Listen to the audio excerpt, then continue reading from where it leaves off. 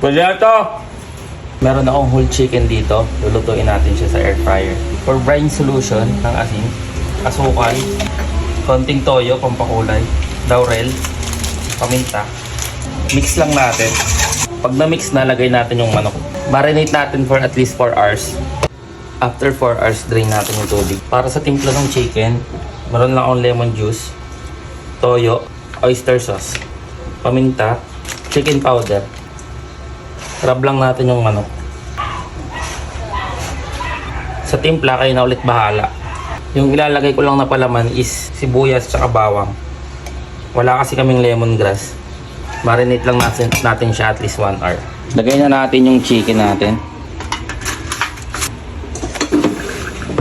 Set lang natin sa chicken and automatic naman na yung degree Celsius niyan. Adjust na lang sa time kung gusto. Paira natin ng pinang-marinate natin sa kanya.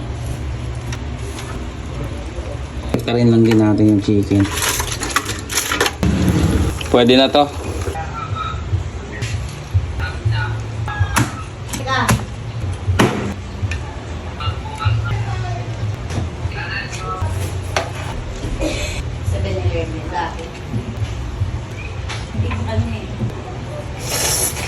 Pwede na to.